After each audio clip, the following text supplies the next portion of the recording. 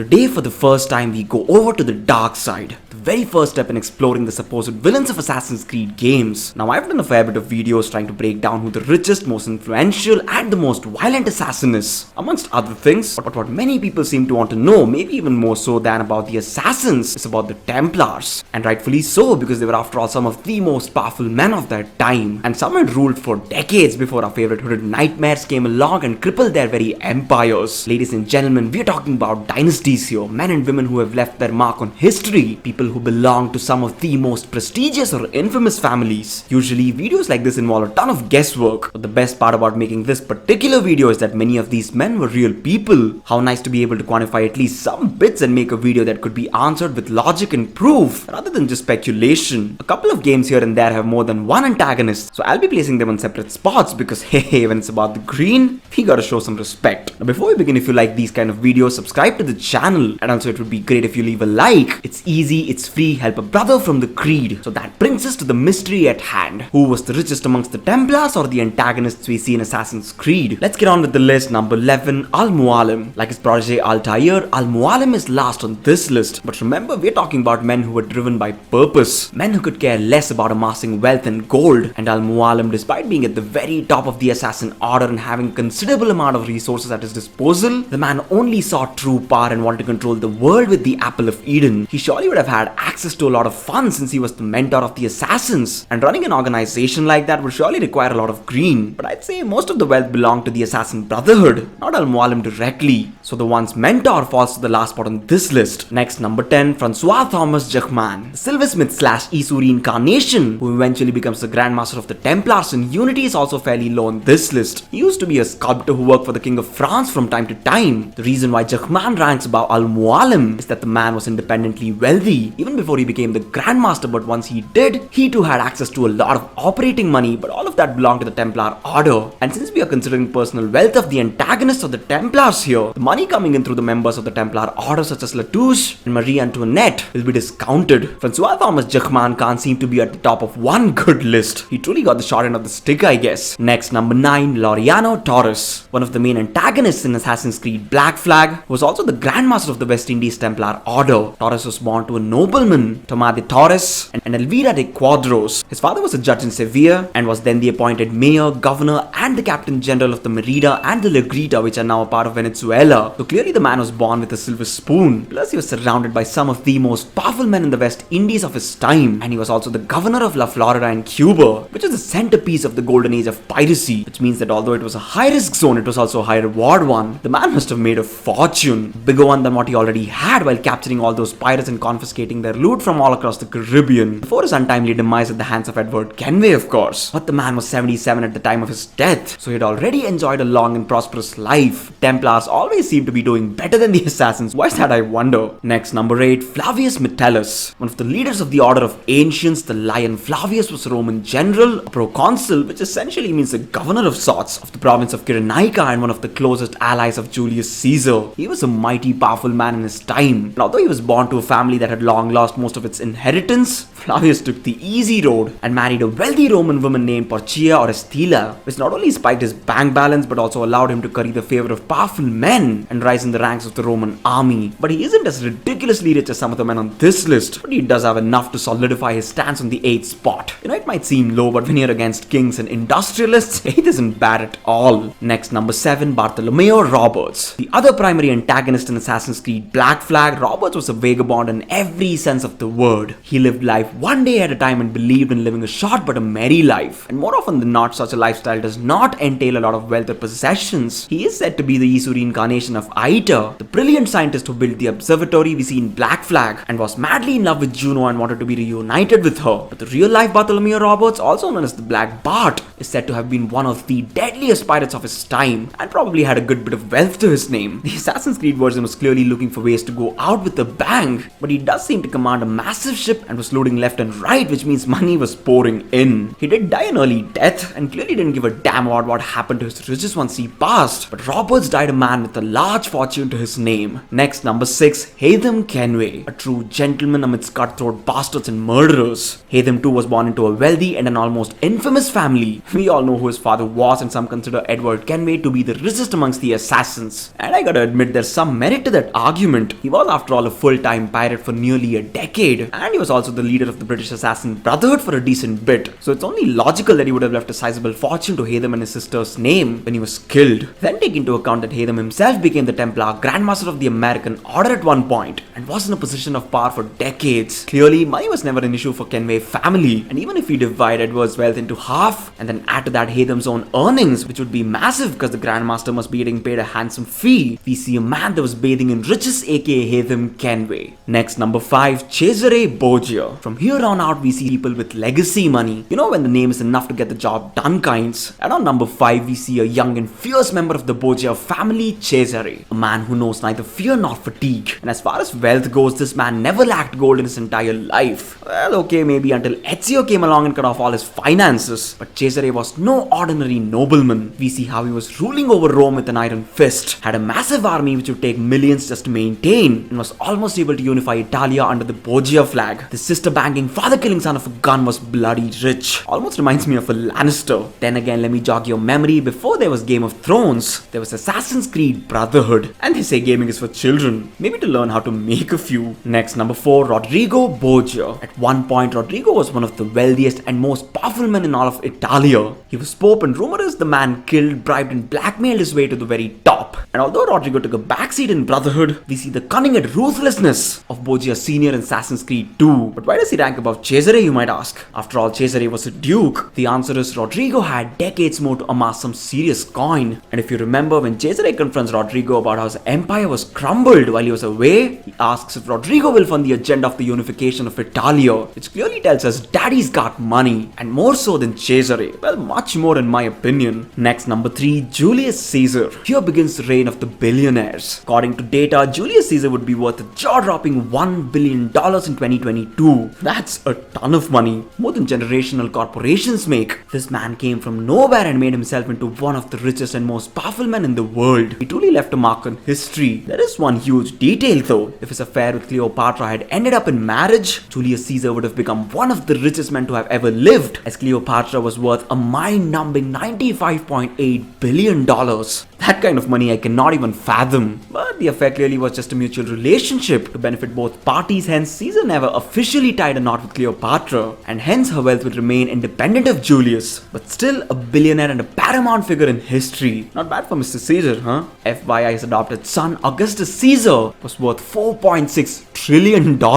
What the...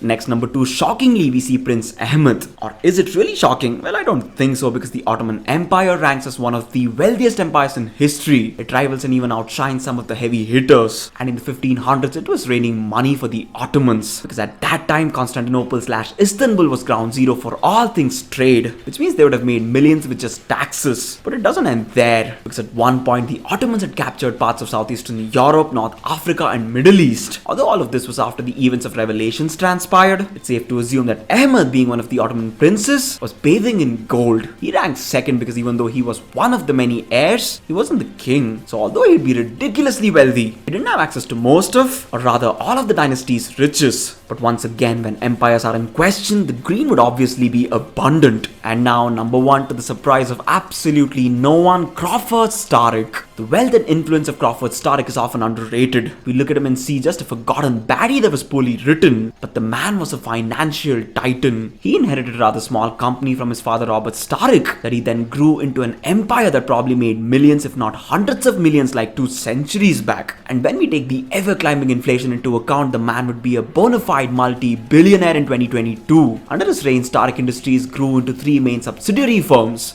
The Starrick Telegraph Company, which controlled the entirety of London's telegraph communications. The Starrick Brewing Company, which needless to say was one of the biggest cash cows, and it also made loads of green by manufacturing illegal narcotics. So, more money. And then there was also an anonymous omnibus company, which in itself was a big deal since it was competing with some of the heavy hitters of the time, and he did all of this in arguably the most prominent city in the world during the era, London. In many ways, Crawford Starrick might have been the most powerful man in the world at one point. It's certainly possible. Although the writers and developers couldn't translate his immense wealth, influence, and the sheer control he had over people and London and actually the entire world at the time on screen, you better believe it when I tell you Crawford Starrick was the richest Templar of all time. And with that, we reach the end of the video, guys. Tell me down in the comment section below who you think was the richest Templar to have ever lived. And if you liked the video, hit the like button and also subscribe to the channel for more such amazing content. That's it for today. Stay safe, stay strong, and stay tuned. It's your boy VZX